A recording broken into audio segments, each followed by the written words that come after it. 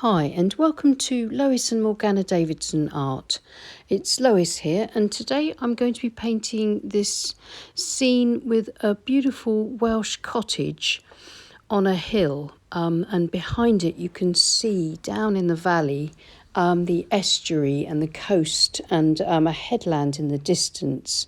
I really like the way the classic white Welsh cottage with its grey slate roof sort of stands out against the dramatic rain-heavy sky, and the way that the sea and the estuary in the background really lights up the whole picture, and you just get that sense of depth and distance.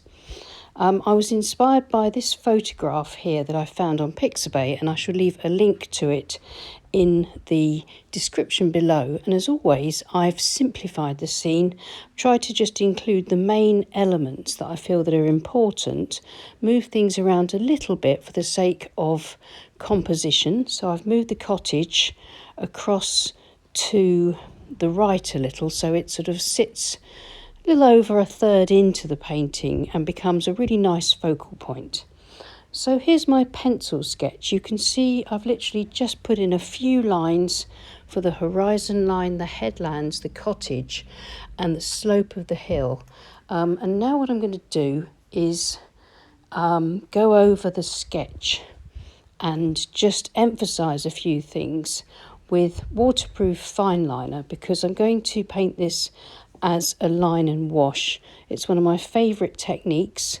I think it really gives you a chance to get the structure of the painting right first before you paint it, because of course with your pencil sketch you can erase as many times as you want to until you feel that you've got the structure right and the composition looking good. And of course you can always try out little thumbnails first in your sketchbook to make sure that it's all looking okay and that you've got your proportions right.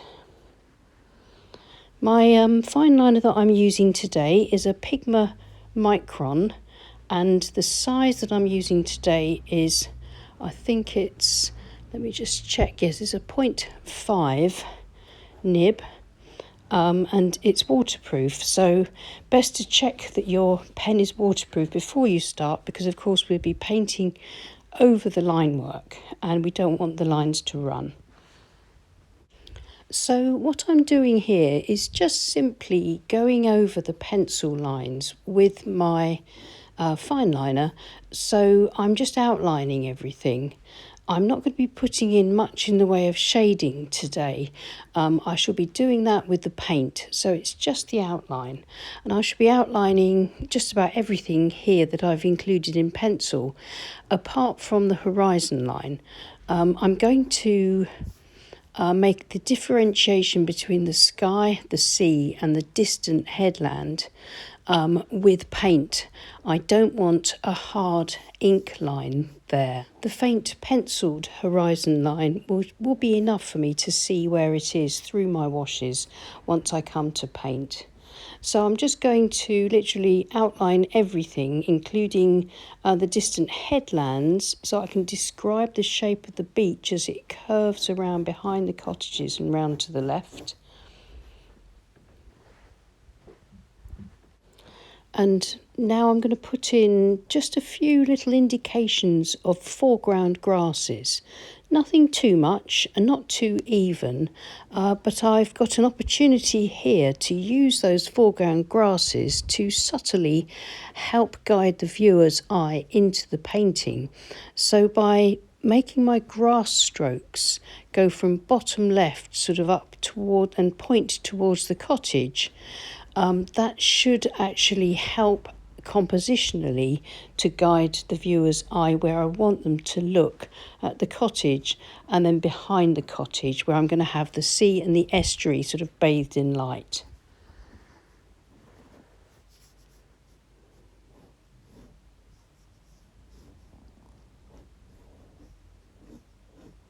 So now I'm just sort of darkening up sort of a distant hedgerow, and that kind of differentiates between the beach and the hill and land behind the cottage.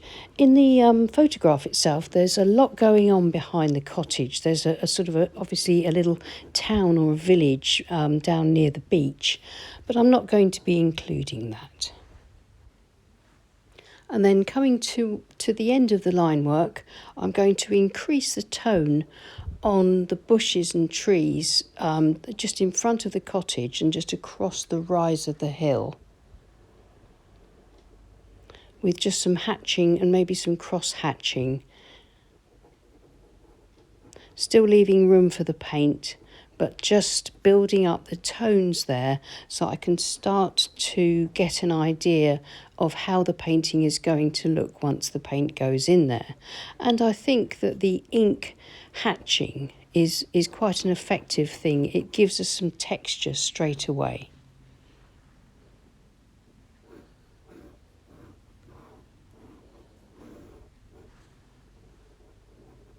So here's the finished line work. Pause the video if you would like to copy the line work and refer to it if you decide to have a go at this painting. My board is at an angle now of 45 degrees. That's my preferred angle for painting. I'm using the back of an old painting, and today it's Saunders Waterford cold pressed paper, 11 inches by 15 inches or about 28 centimetres by 38 centimetres. And it's taped to my board with ordinary decorator's masking tape. I'm going to wet the sky all over and paint the sky wet in wet. And then I shall continue down and paint the land wet onto the dry page. So I wet the sky all over using a Princeton Acrylite Mottler brush, 1.5 inches, but use any large wash brush to wet the sky. And then using a size 14 synthetic mop brush by Escoda, an Escoda Ultimo, but use any large wash brush. I'm painting the sky using a mixture of cobalt blue, ultramarine blue, neutral tint, and there's a bit of burnt sienna to grey it down a bit in places. So I can try and get those lovely stormy clouds in first, heavy with rain. I want to try and have a little bit of variety to the tones so that I can give the impression in this wet in wet painting of some clouds coming in over the headlands from the distance, sort of a rainstorm blowing in across the estuary. I'm leaving some gaps, so some white paper showing that there will be less as I paint. You can see that the paint is running down the page a bit and diffusing because my board's at an angle. I'm starting to get some really nice wet in wet effects. I'm trying to make my brush strokes narrower and closer together as I come down to the horizon, so I can indicate the much smaller clouds in the far distance. Everything will soften and diffuse as it dries and dry off a lot lighter than this, so I'm trying to make sure it's dark enough to give me that really nice atmospheric Welsh sky. After all, this is a sky painting because, proportionately speaking, about 3/4 of the painting space on the page is devoted to the sky here.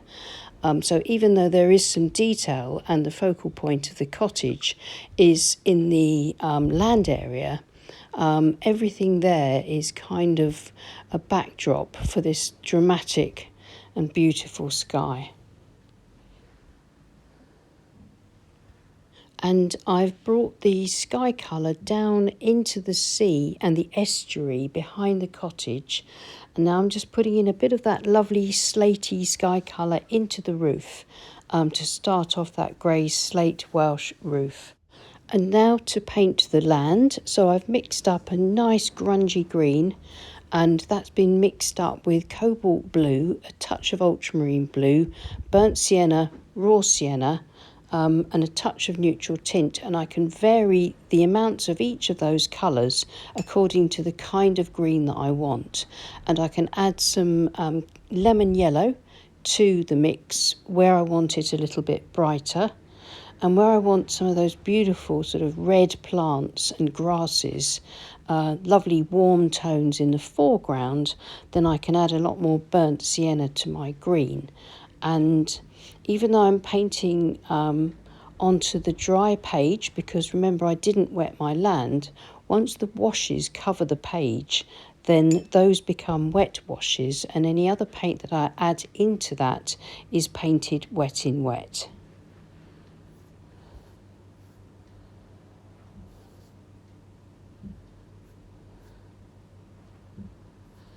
I'm still using my Escoda Ultimo size 14 mop brush for this.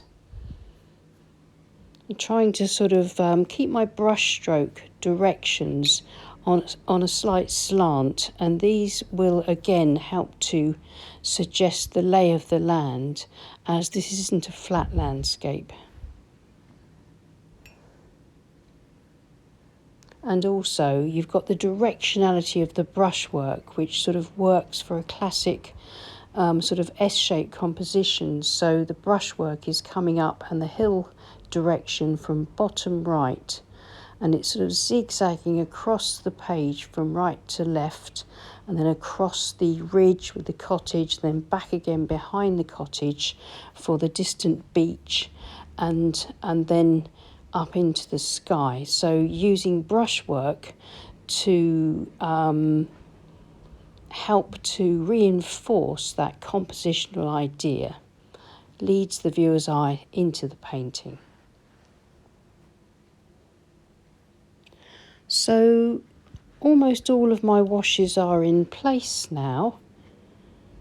Now what I need to do is to take a clean, damp, flat brush. Once I've finished getting this green in, it's important that it's clean, and it's important that it's only damp, not wet, because I don't want to introduce any extra moisture to the painting at the moment. That will cause runs and cauliflowers.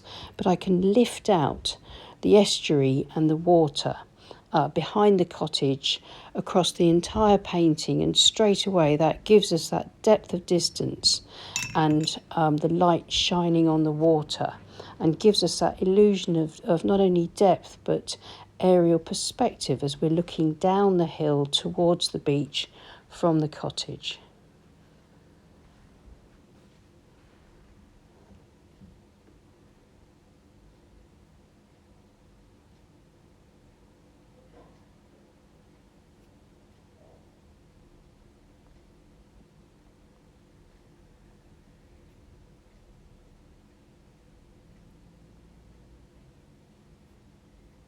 And now I need to step away from the painting, not touch it at all, let it dry completely, and then I'll come back once it's dry and finish the painting off.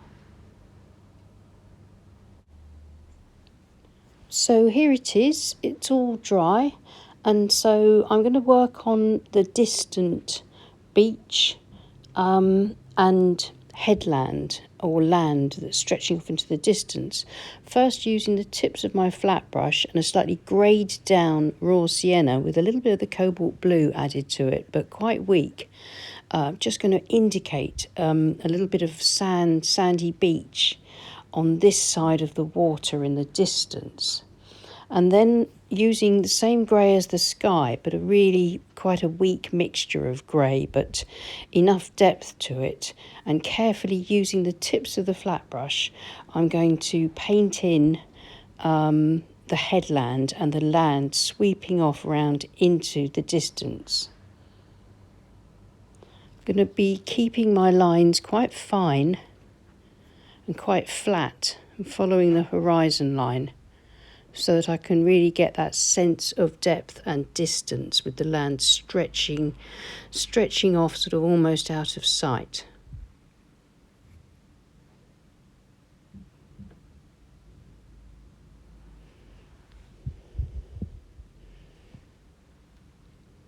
I can touch in slightly darker mixes of this grey, not too much because I do want it to be quite faint, but just to break up that area a little bit with some slight variation in the tone.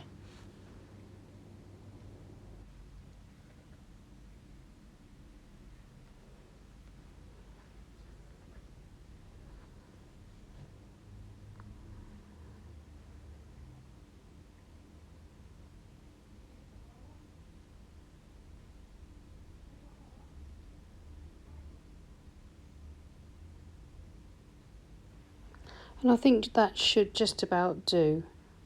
Then using that same grey, leaving a gap for the estuary, river and sea, I can just darken up to indicate some bushes and trees in the far distance, just the other side of the valley before the estuary.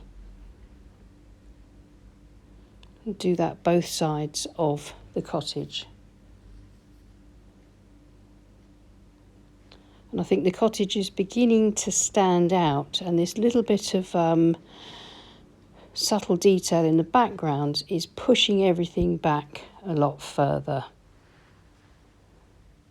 Now, again with that shadow colour, but this time with a little bit of raw sienna added to it and a touch of lemon yellow, I'm going to add in just a few little patches of darker grass, again oriented from bottom left towards the cottage. So the brush strokes are important, that they're following that sort of orientation, just to add a little bit more depth and tone to the foreground.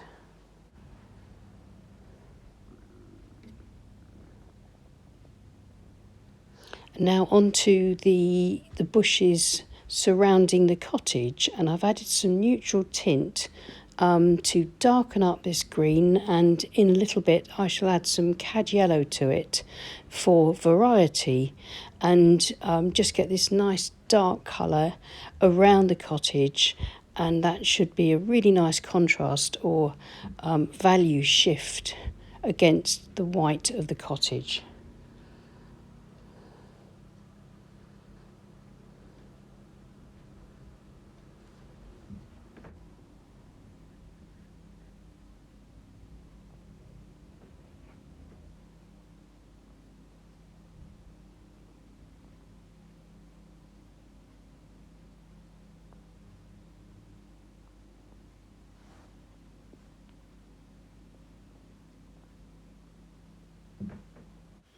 And now, just before it dries, I'm going to use my palette knife just to scrape some paler grasses through the darker paint that I just added a little while ago. And I will scrape through and reveal the lighter paint underneath. And that should just bring some highlights and a bit of added texture into my foreground grasses. I need that to be more sort of something and nothing, if you know what I mean. Nothing too definite, just enough to lead the eye across to the main part of the painting, which is the cottages, then leading across out over to the sea, the distant land, and of course the sky. And now mixing up more of the grey and putting a bit more of it onto the roofs using the 3/4 inch flat brush.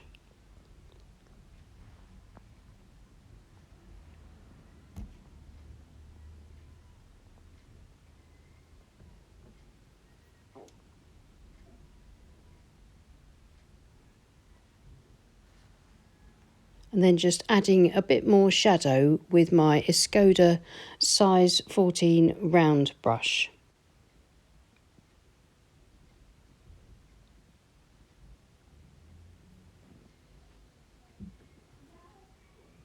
And then I've decided just to go back to the flat brush and actually make the roofs a lot darker, because then they will just stand out beautifully against the sky and also contrast well against that beautiful whitewashed walls of the house.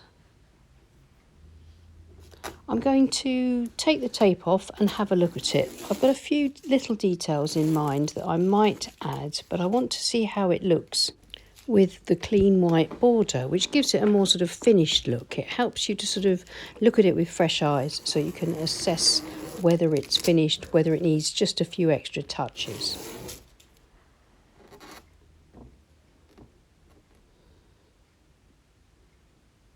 So here it is. I think I need to use my fine liner and just go in for a few more details. I'm going to join up these poles, and I added a couple of extra ones, and put some telegraph wires between the poles with the fine liner. I'm just sort of using a sort of hit and miss curved mark I'm making it quickly and spontaneously. I'm not worried about them being exactly the right sort of place. It's just to give that impression.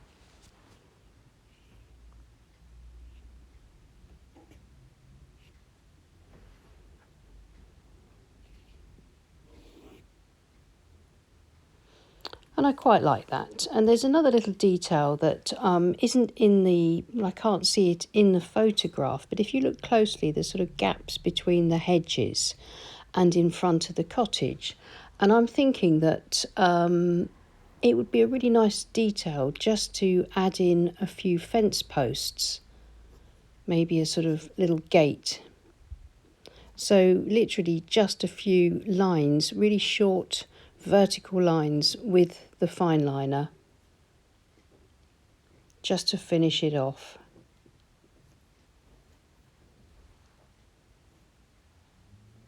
And having a close look, I really like the way that looks. I think that's just finished it off nicely. It sometimes can be just little things that really help. And talking of little things, I think just to add a bit more texture to the roof, I'm going to do some horizontal lines, sort of just quickly and scruffily through the roof, just to give the idea and the impression of a little bit more texture and a bit more of the look of those tiles made from Welsh slate.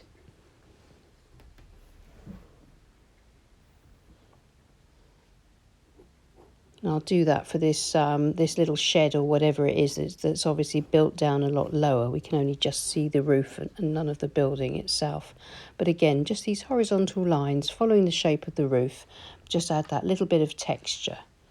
And here's the finished painting. And I really enjoyed painting this. I think when I'm in the right mood, line and wash is my favourite style of painting. And I really enjoy painting these sorts of rugged and desolate landscapes. Well, I look forward to reading what you think in the comments. So let me know what you think. And please give us a thumbs up and subscribe to our channel if you haven't already. And if you click on the bell icon, then you'll be notified whenever we post a new demo. So thank you so much for watching. Thank you for your support. And thank you so much to everyone that supports us on Patreon. And if you're interested, there will be a copy of the line work and the sketch over on Patreon for you to download, copy and refer to or trace if you'd like that. So please follow the link below to get to that if you're interested. Thanks so much. I'll see you again soon. Take care and happy painting. Bye.